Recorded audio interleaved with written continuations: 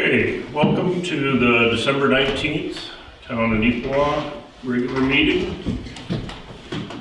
We'll start off with approval of the agenda. Be it resolved that we hereby approve the regular meeting agenda for December 19th, 2023, moved by Deputy Mayor Parrott, seconded by Councillor Kostenchuk. All in favor? Opposed? Carried.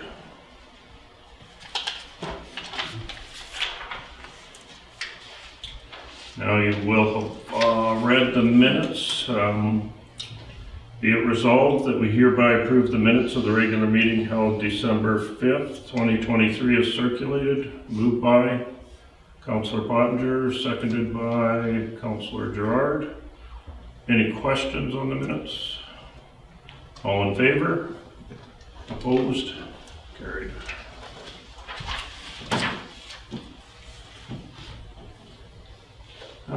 So we have a few minutes here before 7:05, so do we have any council reports? I can go with a very short one. We had our Recreation Economic Development Committee meeting last week, and a couple of the highlights. Babysitting courses, there will be one in January. Nicole plans to do 3 to 4 a year. And the exciting one was Winterfest. There's going to be a new look for 2024 Winterfest. It's going to be hosted on a Sunday evening instead of a Monday afternoon on the Louis Riel long weekend in February. Nicole's got it planned for an evening from about 4 to 8 p.m. The idea behind it is family friendly with some fires, some skating, glow-in-the-dark trails, possibly some sleigh rides, and she's hoping to end it with some fireworks. So it should be a fun evening. So. Very good. Okay. Anyone else? Councillor Gerard. Yes, on Thursday, December the 14th, the County Courthouse Committee met, and we were there to address some funding shortages regarding rentals coming in from the RRMs and the town. So we made some adjustments regarding our reserve funds, and we have set a budget date for January 17th, so we can get well in advance and set a budget for the county courthouse. And we want to address issues like funding levels of the 3 partners and discuss actual operating as per the county courthouse, the Beautiful Plains County Courthouse Act laid out by the province. So a copy of that was forwarded to all the partners involved for review, so we can start that process. And then we just reviewed some small operational stuff with some repairs required to heating and some maybe cleaning up in the basement required, as some of the tenants have kind of spilled past their allotted space. We'll just leave it at that. Okay. Thank you, Councillor Gerard. Anyone else? I guess what I can mention is that we had the privilege of having Honorable Malaya Marcelino, Minister of Labor and Immigration. She was out here a week ago Sunday and spent time with us as council, and we certainly had an opportunity to tour around to some of the facilities in the community. Councillor Sisley had us tour through the new Touchwood building. And it was a very enjoyable afternoon, and must have been very enjoyable for her as well, because she will be coming back out to visit us again in February. So as council, we have concerns on some of the areas with immigration. We certainly want to see immigration very smooth with the transition within our community. And so it's a very exciting day when we can have a minister come up to visit us. Okay, so we will switch gears here.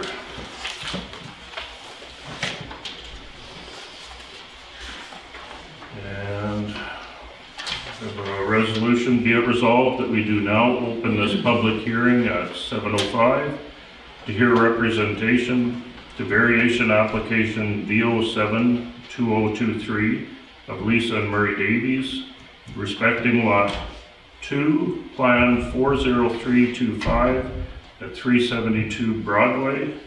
Moved by Councillor Gerard, seconded by Councillor Kostenchuk. All in favor? Opposed? Carried. Okay, Scott. Sure. Have you start off? So the application number for this variance is V07-2023N. The current registered owners of the property are Lisa and Murray Davy, and the current applicant is Lisa Davy. The proposal that got brought forward is to vary the required setback of the north property boundary from the required 15 feet to be reduced to the proposed 9 feet 11.5 inches. And also the required setback of 15 feet for the south boundary be reduced to the proposed 6 feet within the RSU, which is the residential unserviced zone. The current area that will be affected is 372 Broadway Avenue, Lot 2, Plan 40325, and the reason why our office would be in support of it would be to allow for the construction of a new single-family dwelling on the noted property. Okay. Maybe before I ask any questions, Lisa, would you like to speak on the variation? Yeah, I would. Thank you. You can come sit up here, Lisa. Sorry.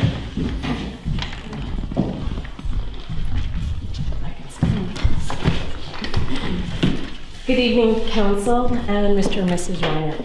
Some questions I bring forth and comments. One would hope and still believes in common sense. And I know it's hard to find, but I believe our generation still can find some of that as we move forward. Is there or is there not a water line to be connected in front of 372 Broadway Avenue? If it's a no, I understand that would classify it under an unserviced lot. If there's a water line, common sense would say it's a serviced lot. Can common sense be applied here, or what is the definition of a serviced lot? From the questions I have asked to the correct sources tells me that new development in Gillinch Mall, it is a 610 setback. So I'm wondering, why is this area, isn't it the same, or is it just because no one has asked the question? As I was informed, my neighbors have concerns of the snow possibly being an issue from my roof. Yet what happens if we get a south wind? Then it becomes my issue. I do believe no person has control of the snow, wind, rain, or any sort. It's Mother Nature. I do believe in helping one another out like good neighbors. Or is that just a country thing and not a town thing? Dealing with the absolute here, is it fair that I would need to downsize my home garage over the chance of snow? As none of us know what is going to happen in regards to weather. Look at this season that we've had. With my new lot being built on, and the space to the north of me is having a new home, plus possibly the backyard of fences, trees, etc., changes all the possibilities. I believe my new home and I are an asset to our community. I would be grateful to your council to assist me in the 610 setback as I look forward to my new neighborhood in 2024.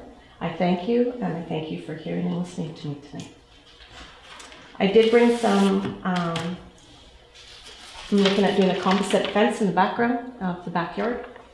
And for drainage, if that seems to be a thought or an issue, I've asked for permission. I'm stealing a yard from Saskatchewan, White City. And I love the simpleness of it because I want to just simplify my life. And this is kind of, if you would like to pass these around, you're welcome to. But that's kind of where I'm at.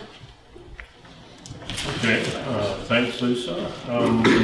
Any questions of Lisa?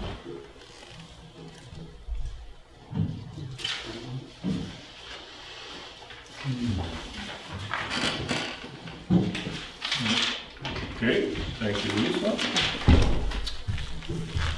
So then, I guess, given an opportunity, Murray, would you like to come forward and speak on concerns?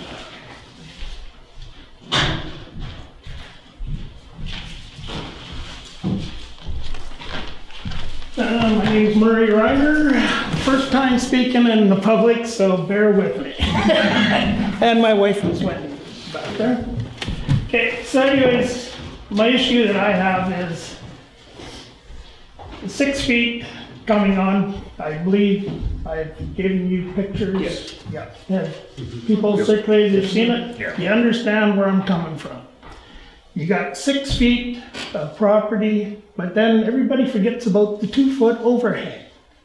All of a sudden, that snow is drifting and piling up against my garage, my property, and that is unacceptable.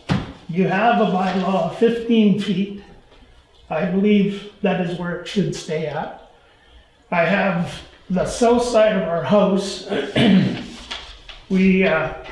There is 0 problems with the neighbor from our roof blowing over onto their property and affecting their property. We've lived there now for 3 years. We moved there in May of 20. So we've had 3 winters. Like, as far as, yeah, this winter's nice, but it's not over yet. As you all know, that what can happen. I'm getting my sewer pumped out once every 2 weeks. That's on me because we kind of knew that going in, but hoping maybe sometime there'll be a sewer line.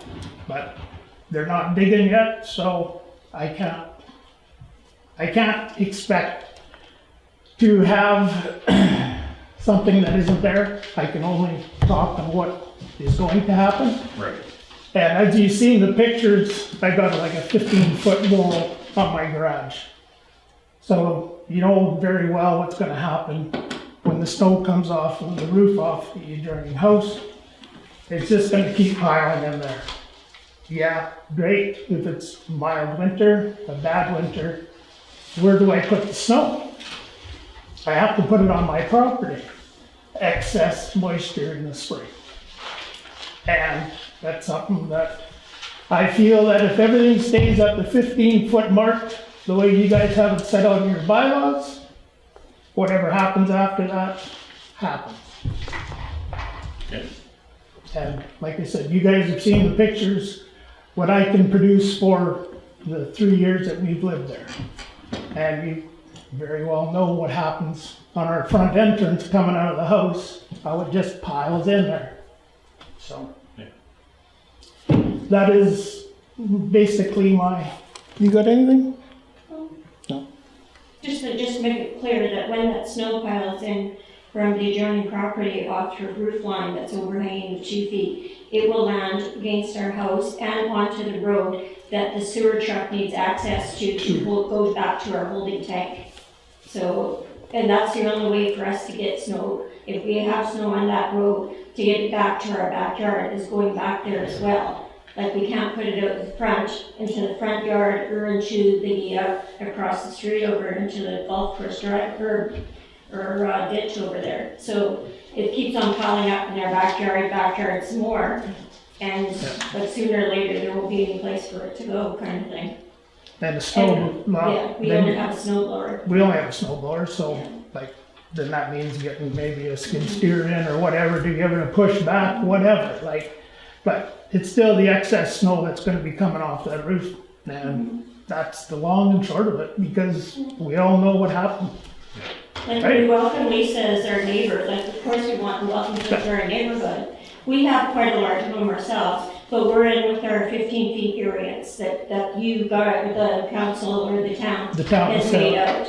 So I don't understand why there can't be another house built within those 15 feet as well. Yeah. It's possible.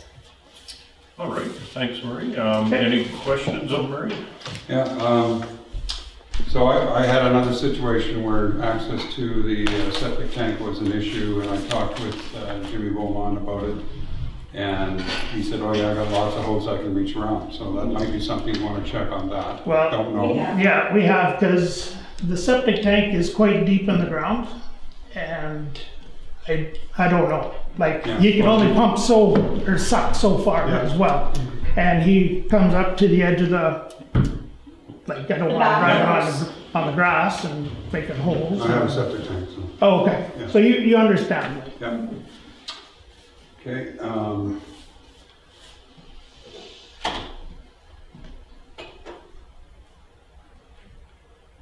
just trying to think of some places, where the wind is gonna be channeled, like, I know in my experience with my stuff, the wind gets channeled through between buildings like that, and it takes the snow away. It does if you have the space. That's why I say I don't have, Okay. you're going 6 feet and you're putting that right onto the property of mine so I'm at 15-foot level.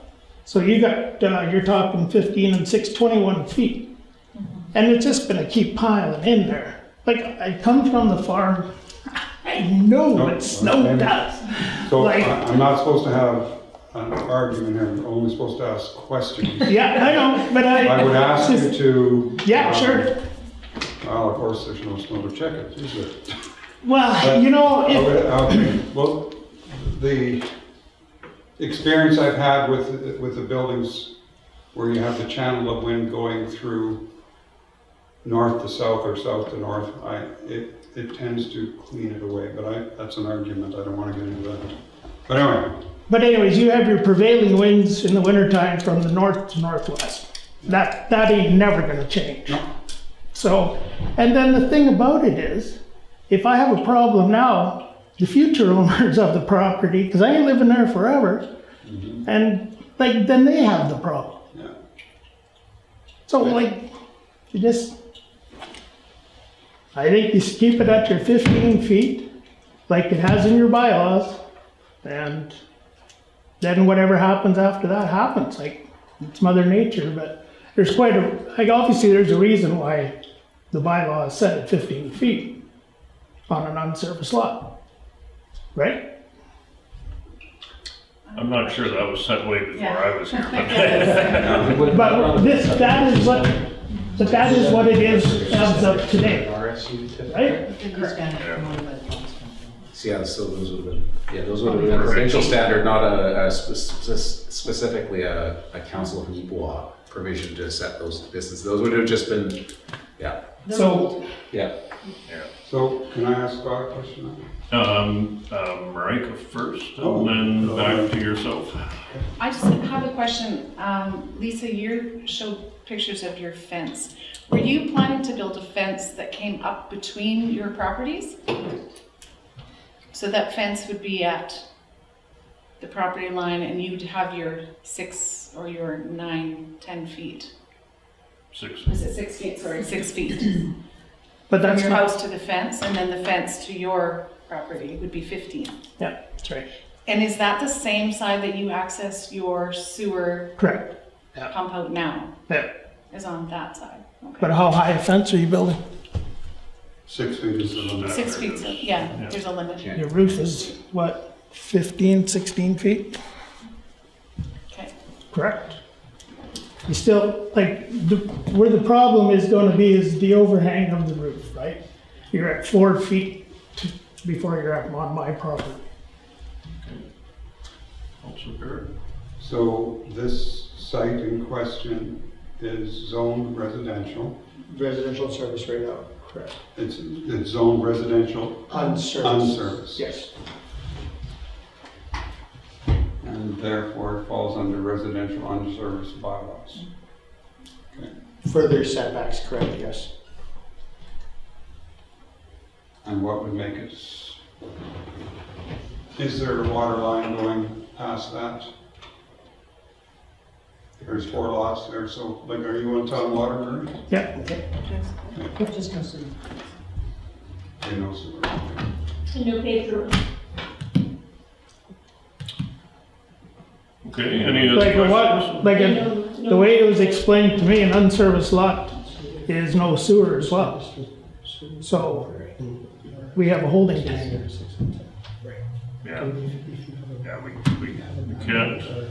can't make you any future promises of that, but there is some changes going on Would there be? farther east of you, so. Well, I know that, but I've also heard it's going east too, so. Okay, any other questions of Murray or Lisa? If not, thank you very much. Well, thank you guys for taking the time to hear me, and, you know, like I said, I hope that, you know, this gets resolved and works into our both the favors, I guess. Yeah. Thank you very Okay, much. Thank you. Can we ask a question of Scott? Oh, Or yeah. is that? Yep. Okay. Go ahead. Has there been any, like, is the planning office at all concerned about this variation? Not only if it was serviced with sewer and water, it would fall within the residential single setbacks, Okay. which then would comply, this wouldn't even go to a variation, because the setbacks would be required to be a 6 and 10. So if these houses were in a different location, they could theoretically be closer than this? Yes, you could very well apply for variance to decrease those setbacks. Right. But then in saying that, there also is requirements for overhangs as well. So the closer you get to a boundary, then they have to be shortened up. Okay. Okay. Any further questions? I've got one more. Will this be decided on tonight or like before Christmas or? Yes. Okay. Yep, you bet. Okay. Unless they can't agree and table it. Yeah. But somebody will let us know. Oh, absolutely. Yeah. Yep. Yeah, exactly. Okay, well, we'll continue on with the rest of our meeting. Yeah, you're free to go. You bet. All right. Thanks again for coming in. Yeah, see you guys. Thank you. Thanks for coming.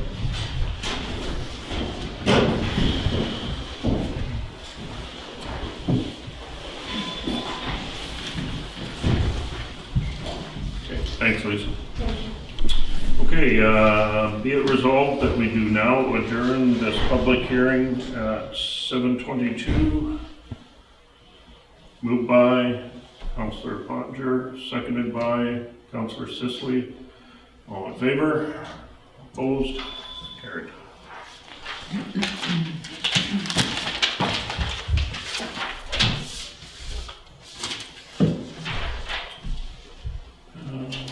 Okay, so we will now move into correspondence. Colleen. I still have a council. Oh, sorry. That would be wonderful. Councillor Costinger, can we hear your council report? Sure. On December 15th, I met with the HAND committee. There was a lot of new things on the horizon for HAND. There was 3 new installs of the Lifeline. The community meal program numbers are starting to climb and they have positive feedback from all the clients. There will be a presentation from CRA on seniors' tax benefits, tax credits, and scams. It will take place February 9th in the Yellowhead Manor Dining Room. It's an information session from 2 to 3, February 9th. And it's really important for the seniors to go and get informed on different things. Michelle met with Nicole Cooper, Neepawa's Recreation Director, to apply for grants for a program called Senior Sensational Summer Program. This would involve a free activity every 2 weeks in July and August, including transportation by the handy van and snacks. Of course, Michelle said the snacks are really important as well. They are. And they are. Michelle's also looking into the possibility of cardio drumming. It's kind of a really neat thing to get the seniors active. A new program on NAC TV called Senior Update, a fun informational program on seniors, for our seniors, that they can enjoy, highlighting their common questions, concerns, interests.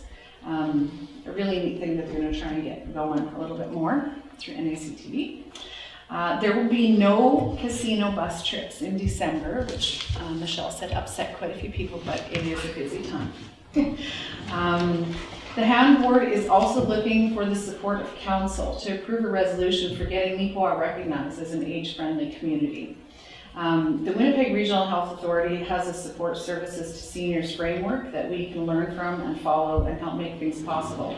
Their strategic approaches for that are supporting community programs and services, combating ageism, building an age-friendly community, working with older adults, social engagement, public awareness of resources, promoting health and well-being. It's sort of a framework that, this is from the Winnipeg Regional Health Authority, but it's a framework that Jim Coburn actually brought forward and said it's something we can maybe look off of and hopefully be recognized eventually once we get it processed as an age-friendly community. That's what we discussed at the rec meeting, right?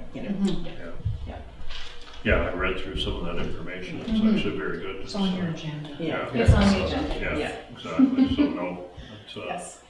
that's good. It's also nice to see the meals are continuing to increase too. Yeah, they're increasing, so Great. that's good to see. Okay. Thank you. Okay, so correspondence, Chloe? Neepawa Plains Community Foundation, so this letter, I won't read it word for word, they've leased the 43 acres of land from us east of town. Of course, we all know that that's our industrial park, and as we sell lots, the acreage does decrease. Looking at the sporadic acres and how it's starting to fall out there, we were wondering if they would want to continue doing that, because of course equipment gets bigger. And so this letter basically said that they are looking for donations of time, equipment, supplies, whatever, and the land base is very key to making this project go through the Beautiful Plains Community Foundation. They started in 2021, and a total of $32,000 was contributed to the Community Endowment Fund through this. So they say it worthwhile. I assume they're going to have to look for smaller equipment perhaps as pieces of land gets sold, but we will be continuing if you're in agreement with to lease that to them. Neepawa District Chamber of Commerce, the AGM for 2024 is coming up. It's going to be Monday, January 29th, and the doors open at 6:30. And they're looking for whether council is interested in attending. You have to book your tickets by January the 16th. And they're also looking at whether you want to sponsor the event. So if any of you have interest in attending, let us know and we will get that all lined up. Manitoba Multi-Material Stewardship is suggesting that the 2024 funding to communities that are provided on a quarterly basis comes in 4 equal installments. These payments are calculated using the number of tons in the most recently completed cost monitoring survey. So for 2024, Neepawa will be receiving $72,528.24, representing 223 tons of recycled material, including eligible OCC at a rate of $342 a ton. This does not include the portion that is sold from the newspaper stewards, which is given in kind advertising and amounting to $3,574.65, in addition to monies we already have set aside. So this is a slight increase, roughly 3 tons, and giving us $2,000-3,000 extra for 2024.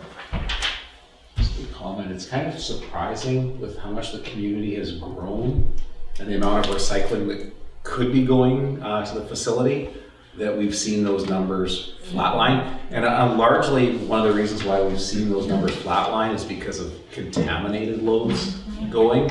So not only do we not see an increase in those revenues from the material that we're hauling out, we're actually being penalized and the town is getting invoiced for the contaminated load. And the contaminated load could be as something as simple as someone dumping one bin full of the wrong material. If it's caught in the audit, we lose an entire truckload of recycling. So,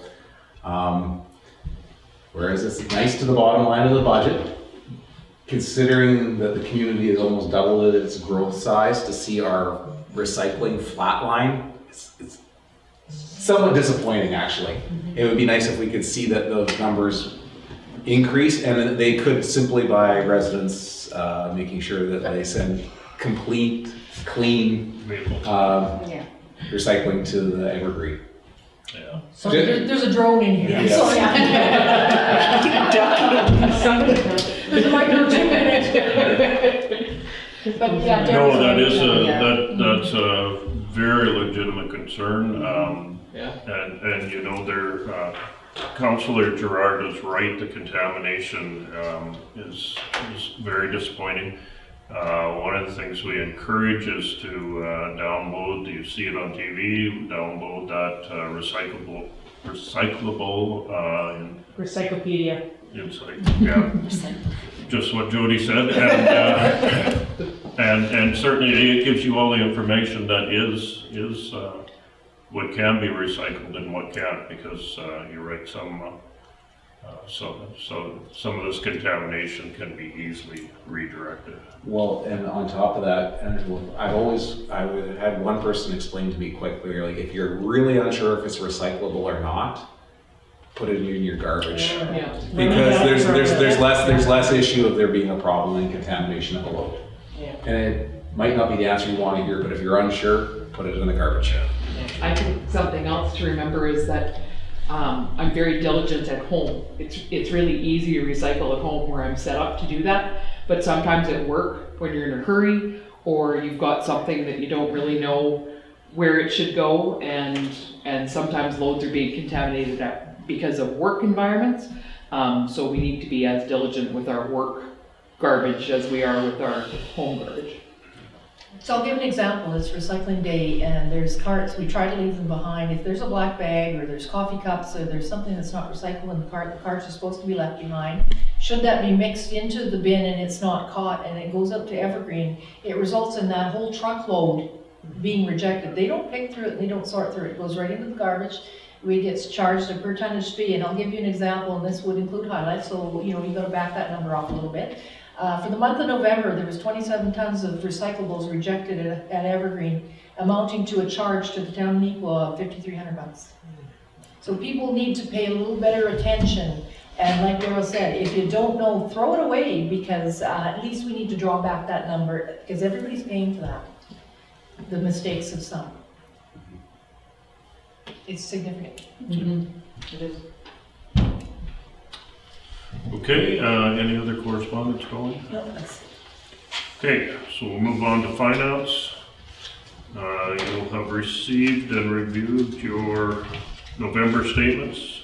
Be it resolved that we approve the financial statement for the month ending November 30th, 2023. Moved by Councillor Gerard, seconded by Councillor Pottinger. Any questions?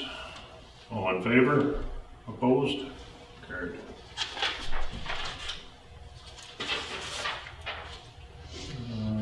Outstanding accounts receivables, Colleen?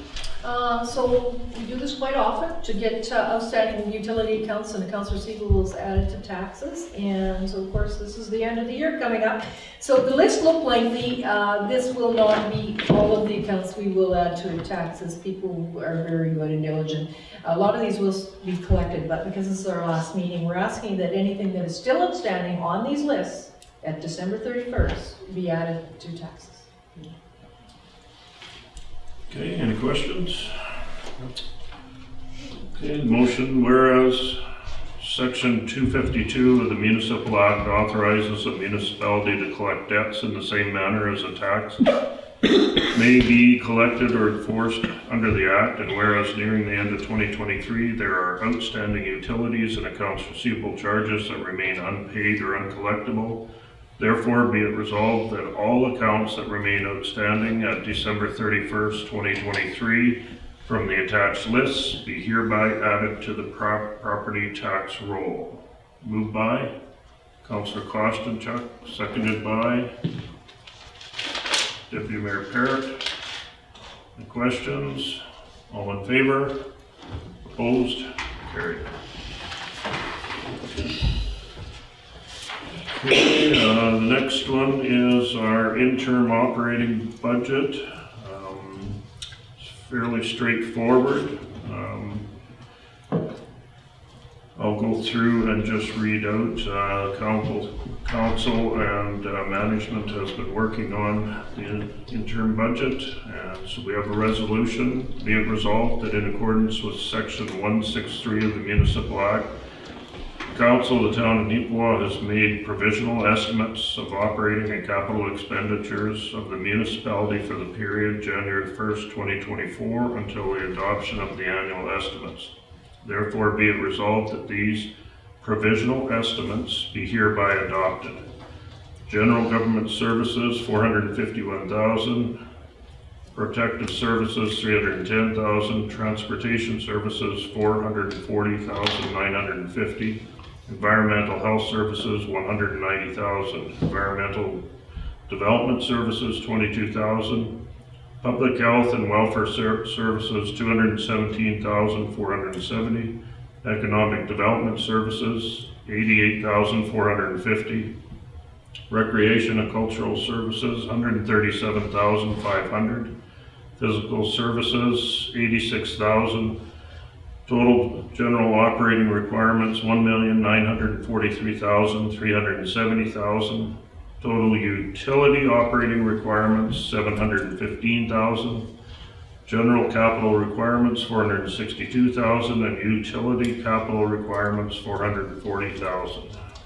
Moved by Councillor Gerard, seconded by Councillor Kostenchuk. Any questions? All in favor? Opposed? Carried.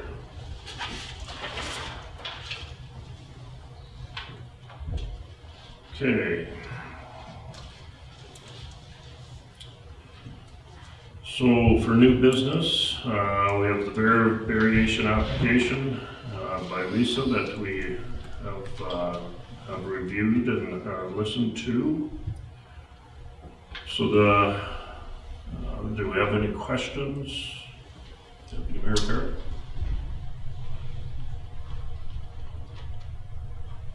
The decision on items like this fall under a set of rules, and we have to abide by the rules. And we're not creating a safety issue by, as long as we're not creating a safety issue with the variances, we're not creating fire issues, then we have to go with, like we basically have to go with concrete decisions. Okay. Okay. Any other questions, concerns? We heard from Scott, so we know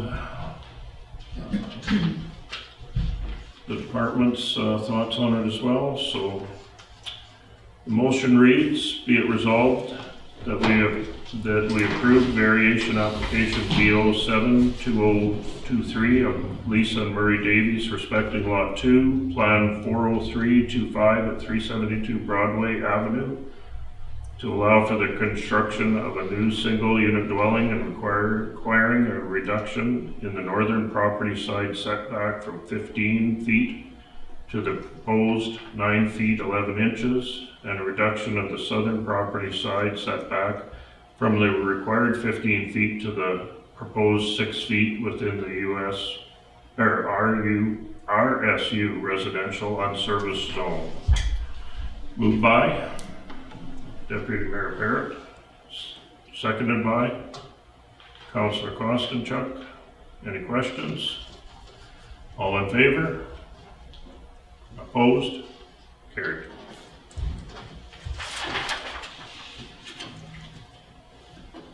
Okay, Colleen, disposal and tipping fees?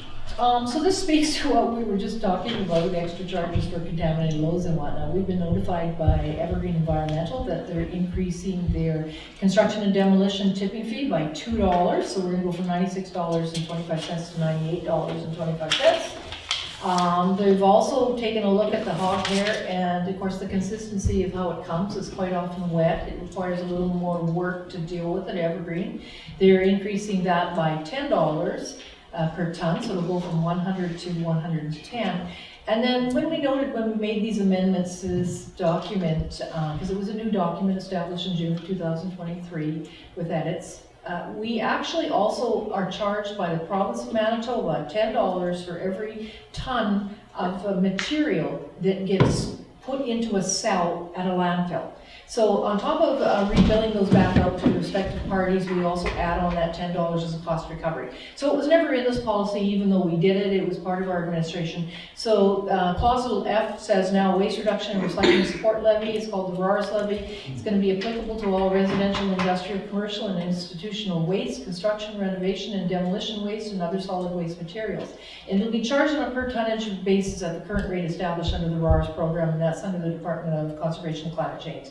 And right now it's a $10 fee. So we worded it this way such that if they decide January 1 it's $12, I don't have to bring this back in January and amend it again. So, so this policy normally would be amended when either Evergreen changes their fees, and we would not have to amend it again for the RARS levy.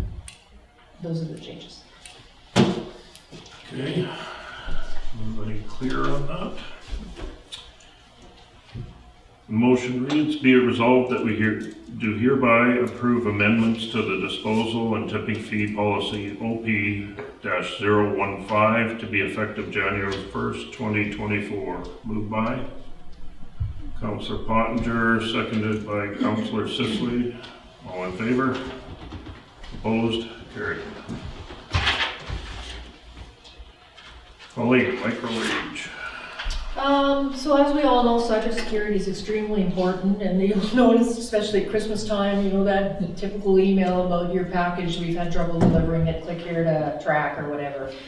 So we all know here, don't click on anything, and quite often there's emails that go around amongst us that, you know, I need some help or whatever. So staff are very good, and we don't click on anything, we don't get ourselves into these binds, and our cybersecurity is actually quite good.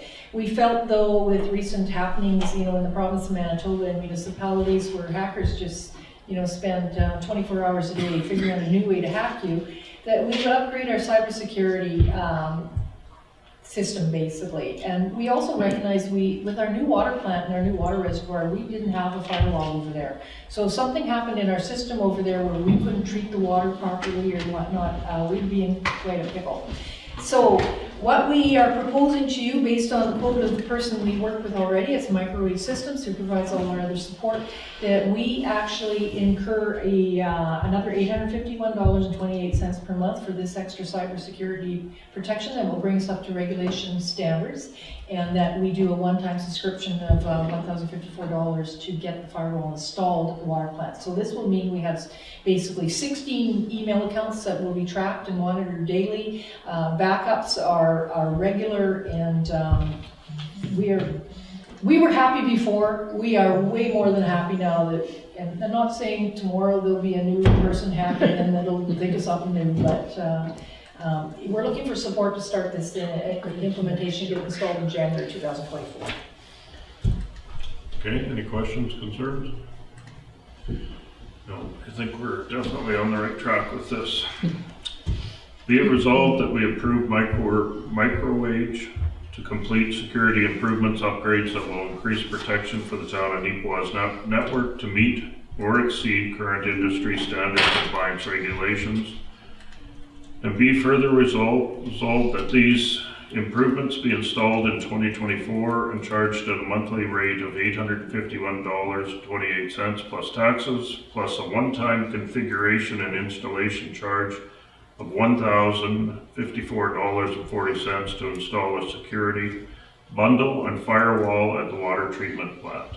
Moved by Councillor Gerard, seconded by Deputy Mayor Parrott. All in favor? Opposed? Carried.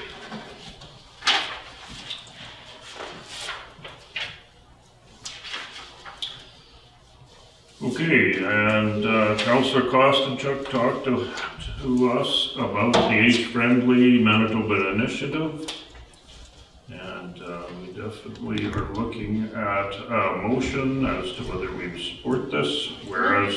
Just before we do that, I'm just going to add to this, because that's very important, but this came about, though, I would suggest, through Michelle. Michelle participated through the seniors, through this, the University of Manitoba actually brought students out to this area, and they took a look at Carteret, Minnedosa, and Neepawa. You probably noticed something in the paper about the study they were doing about aging in small communities and whatnot. And of course, there was a presentation on December 11th over at the Yellowhead that was very nicely done. I missed it, but I understand.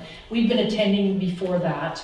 to these. And what a wonderful group of students that came and analyzed the community. Would I suggest they nailed it all? The vision they have is reaching for the gold.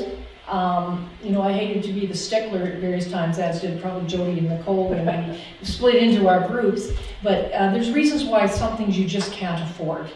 And so they understood that. But I said they're getting graded on this report they've completed and all the things they would like to see done in Neepawa. So they'll get their grade, and hopefully they get scored really high. And they really like coming to Neepawa. So part of this program was this chance to join and be an age-friendly community. So in an age-friendly community, policies, programs, and services are designed to make it easier for older adults to stay active and healthy so they can contribute economically and socially. So the importance of doing this by being named an age-friendly community there, and it's not a significant amount of dollars, but there's a few dollars up to about $10,000 as you go through tiers within an age-friendly community. But a council member has to be assigned to this committee and report back regularly, and it proves that we're listening to them. And it might be just accessible issues. You know, can they cross the sidewalk properly? Were they able to get to the park? Is there a bench for them to sit? And I would encourage everybody, and maybe, I'm not sure, I know the NECTV was there on December 11th. It's very valuable information, and just listening to some of the seniors and what they have to tell us. Because we're looking at it through younger eyes. And I would really hope you would support this resolution to be an age-friendly community. So, thanks.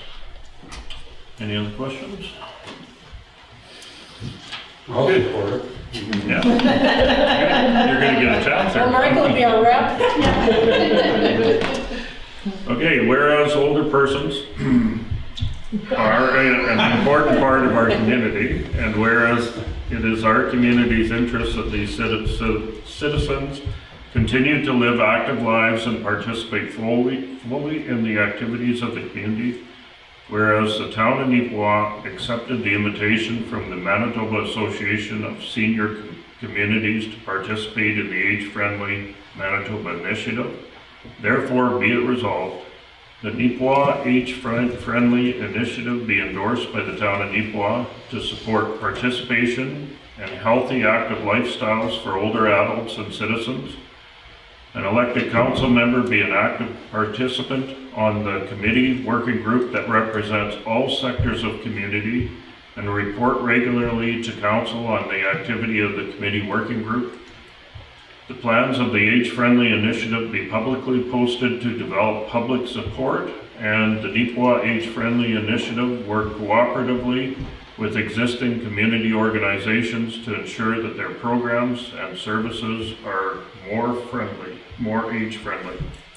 Moved by Councillor Kostachuk, seconded by Councillor Pottinger. All in favor? Opposed? Carried. Okay, Colleen, some lots for sale? So this is the request to purchase the lots 5 and 6, plan 65638, and this is over in the CN subdivision development. And just to put this into perspective, this is the large length of property that sits amongst the duplexes that are over there. And of course you see kind of dilapidated buildings still sitting on that. And anyway, so that piece of property was sold to McCutcheon Farms, and they need to make it a proper development over there, looking at doing some more duplexes over there. The town currently owns 2 very small slivers of land that would front on Ray Avenue, and they need those to create the full frontage to create those duplexes. So the offer came in for those slivers of property, which really have no value to us, but have a big value there, and bring us some more housing with the offer of $19,000. So we're recommending that would be a good reason to sell those. Okay.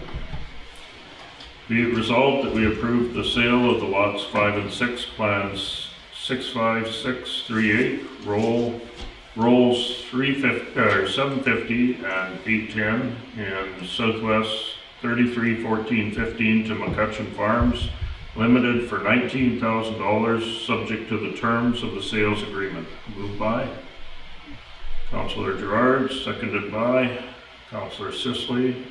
All in favor? Opposed? Carried. Colleen, water and sewer? So from the Manitoba Water Services Board, this would be phase 2 of the water and sewer installations that are going to occur on the southwest of 34, 14, 15, or more commonly known as the property where the new hospital would be going and now the new school. Phase 2 includes the water and sewer extensions, a new force main and lift station that would appear more on the northern end of the property and directing all the force main sewage over to the lagoon. 9 bids were received, ranging from basically 2.1 million to 4.7 million. Low bid was actually withdrawn due to an error in the fact that they did not estimate the lift station at the proper costing value. So they withdrew. So the recommendation of the Water Services Board is to award to Rob Smith and Sons for a value of $2,166,575.25.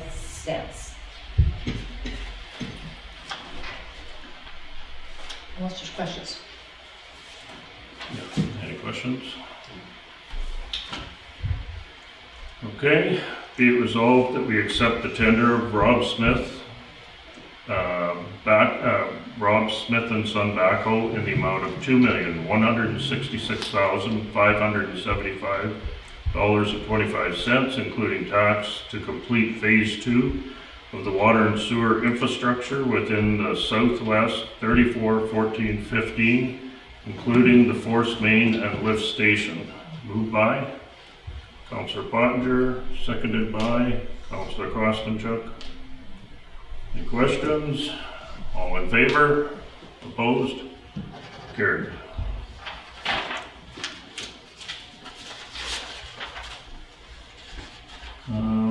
Neepawa Training Facility. So at long last, we completed the renovation in addition to the RCMP building, the old building at 239 Mill Street. It was completed basically then in November, just minor things ongoing right now with key access and whatnot. ACC has started to move their things in there, which was a lovely site. There will be a nursing program starting on January 8th. And now, of course, we have to settle a lease. So before we pass the motion, which will read 18-month lease for $5,000 a month, just maybe to make sure the community's clear. There was an announcement a while back that said that Neepawa was granted ACC was going to be granted $2.1 million for a nursing program in Neepawa, one-time nursing program. That money actually was never there. So to run this program, ACC is actually running a deficit. So as much as we thought maybe we could get a little bit more rent out of there, whittled out of them, they are running a deficit to run the program here. They are committed to do so. The new government is committed to do so. And so we settled on the $5,000 a month. And as much as we would like to see it to go to our costs, which were a lot higher to do the renovation than we anticipated, the benefits far outweigh the costs that we've incurred. In fact, we will be meeting with some ministers coming up very shortly that we weren't able to do so at the Association of Manitoba Municipalities meetings, and talking about this being a post-secondary education training facility for anything, not just a nursing program. We want to provide that, or fill that gap in rural Manitoba and put more seats into rural Manitoba, because technically 85% of the post-secondary education money is spent in Winnipeg, with 15% going out into rural. And we are the second lowest in post-secondary seats in all of Canada amongst the provinces. So we want to be part of the solution, and whether some of you want to speak to that as well. I think the public needs to know the commitment we're making as a council. You just said it too well. We're committed. There is no way to put a price on, how much per month you should charge. I mean, we can figure out what it's going to cost us, but the benefit to our community, first of all, in nurses, which is the most glaringly obvious need, but our hospital with healthcare aides and dietary and all of the things that they're going to require. Anyone who travels anywhere for education knows, as rural parents, that the cost of school is bad, but the cost of housing kids somewhere else is 3 to 4 times what the school costs. So if there's training that can be held at home or within an easy drive for anyone, that it's unmeasurable. This is a lease, but it really speaks to the forward thinking of advanced education in rural Manitoba. And I think this is just the beginning for us. I would echo that in saying just the beginning and the fact that, as you said about having it in home in our town, it's not just kids going into university or taking college courses. We have adults that can't access an LPN program because they can't get to Brandon to access it. So I do know I'm probably losing some staff to it, but it's great that I am, because they were able to take it because it's in Neepawa. So.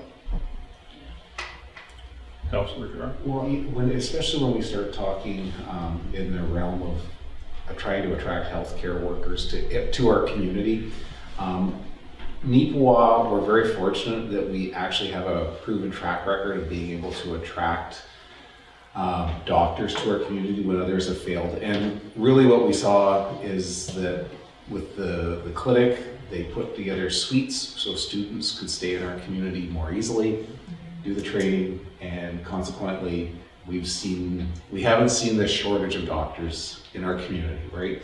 So as a council member, it became a very easy decision because we've got a proven track record of success when we've invested in education within our community. And yeah, and whether this facility stays training nurses, it's inconsequential. It really is just being a part of filling a workforce in Manitoba, which we know is short in so many trades, so many facets. And we can sit on the bench and complain, or we can get in the ice, put our sticks down, and get to work. And I think that's the approach that council has taken. Okay, so the resolution reads, be it resolved that the town of Neepawa enter into an 18-month lease with the Assiniboine Community College to host a licensed practical nursing program at the Neepawa Training Facility starting January 2024 at a rate of $5,000 per month. Be it further resolved that the mayor and CAO be given the authority to conclude the terms of the agreement. Moved by Deputy Mayor Parrott, seconded by Councillor Sisley. All in favor? Opposed? Carried. Colleen, property for sale? I have one more property sale. It's going to be for lot 10, plan 66188 in the southeast of 341415. So this would be in our industrial park, lot 10, to Jason Sawatsky for $15,000 an acre. So based on 2.02 acres, $30,450. Subject to the terms of the development agreement, which will speak to making sure there's access, connecting to the water, and things like that. Okay, any questions of Colleen? I guess the only concern I have is I understand this is a purchase of the lot, but we have had discussions around another item that I thought might be of benefit for the community in that, and so it makes it a little more difficult, but I'm not sure that the sale of the property is exactly the direction we should be going, but we'll leave it to council to make that decision. So the motion reads, be it resolved that we approve the sale of lot 10, plan 66188, roll 8959, southeast 341415 to Jason Sawatsky for $30,450, subject to the terms of the development agreement. Moved by Councillor Pottinger, seconded by Deputy Mayor Parrott. Discussion. I'd like to speak to it. Okay, discussions? I'm in favor of this, the sale of this lot, being the location of the lot is next to development that we already have, and it's not toward the westerly end that we were discussing earlier. This is a middle lot in in between where we already have development going on. So, Sorry, I must have misunderstood this. Yeah, it's in the middle. It's in the middle. This is the middle lot. Here, My apologies. So those are the three that you My were concerned? apologies, I thought lot 10 was There's on the the end, drainage. so I No, am wrong. Thank you for so I'm clarifying. in favor of this one, Okay. just to be clear. I have to retract my comments. So, All right. Thank you for it. Yeah. Okay, now that I know what the right lot is, thank you for my tremendous counsel. All in favor? Opposed? Carried. Okay, humble pie. He's at Barank's feet now. Thank you. Is it? That's good. Just on the other Oh, end. there it is. I don't know what kind of bug that is. the maple bug. It's a maple bug. Yeah. We have, oh, sorry. Maple bugs? I got it. Okay, so before we adjourn, certainly on behalf of council and management, we would all like to wish all our viewers Merry Christmas and a great New Year. And so I guess as we resolve, as we make the resolution here, we will be seeing you next year. So be it resolved that the council of the town of Neepawa do hereby adjourn this meeting at 8:01 p.m. Moved by Deputy Mayor Parrott, seconded by Councillor Kostenchuk.